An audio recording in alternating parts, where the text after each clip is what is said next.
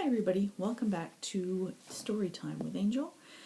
Today we have a story from one of my very good friends, J. Scott Coatsworth, who this is actually his very first standalone story. It was first published in the anthology that Mischief Corner Books put out last fall, Travels Through the Scarlet Equinox, which was all autumn stories.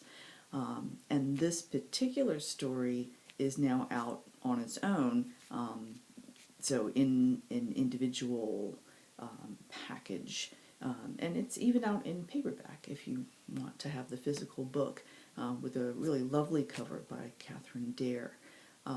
Scott does a lot of interesting things with genre mashing, and that's what he's done with this particular story, The Autumn Lands.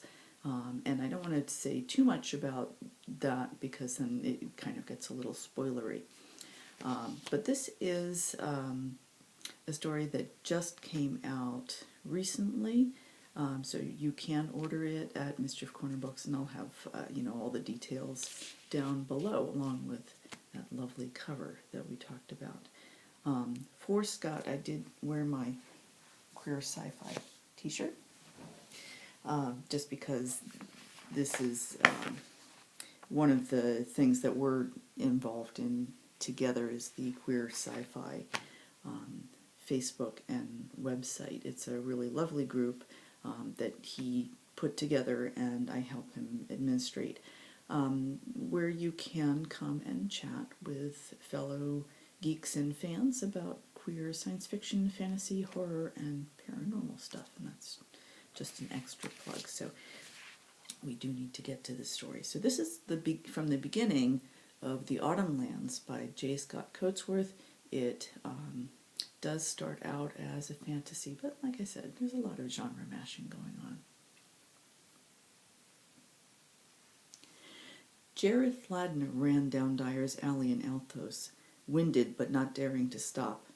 He swung left down Chaplin's Lane where the lanterns cast a crazy patchwork of light across cobbles, uneven enough to give even the night guard pause. His lungs hurt, but he didn't slow down, and he didn't dare glance back.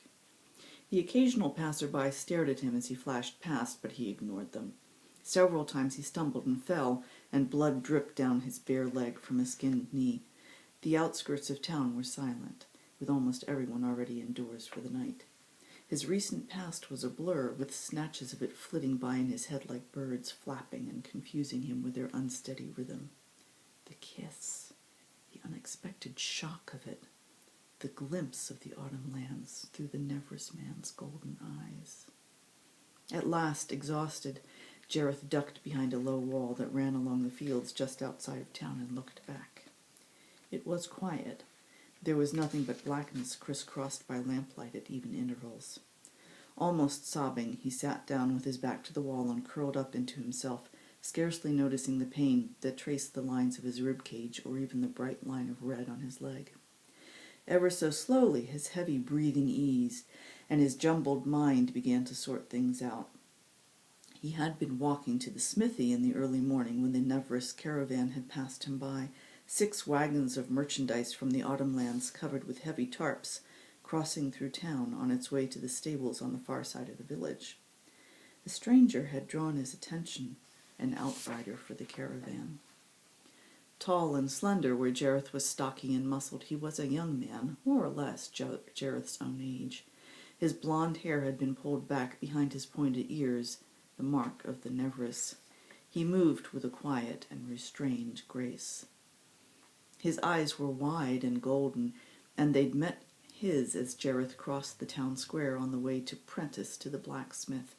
The man's gaze had filled Jareth with something hot and impulsive, a sense of anticipation, something that he had no name for.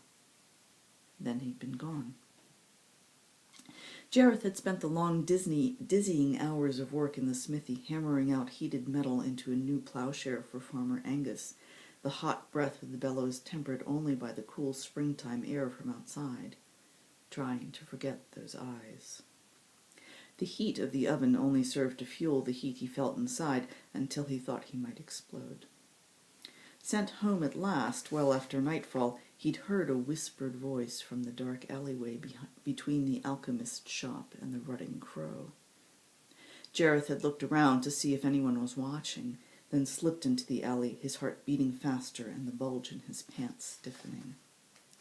The man had kissed him hard and rough, and he'd returned the kiss passionately as the Nevers man pulled him close.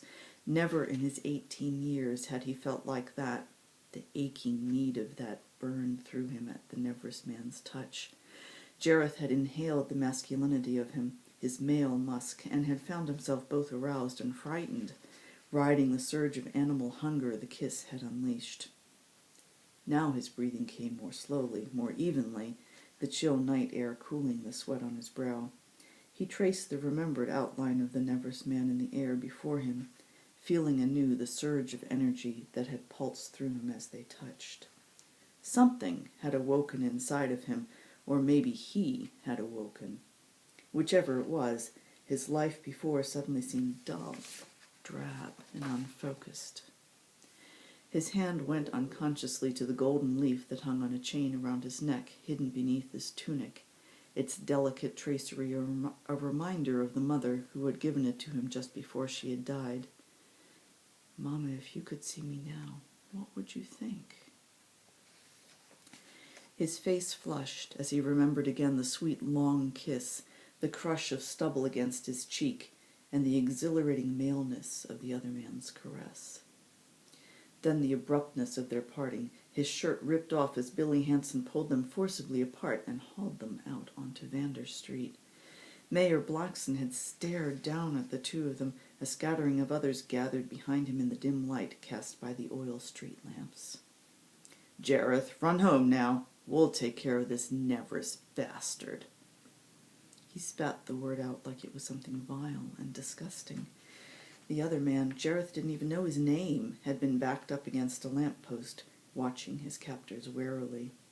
The mayor had turned to Jareth, who was still standing there, and snarled, "Run home, boy, or you may take your share of the blame."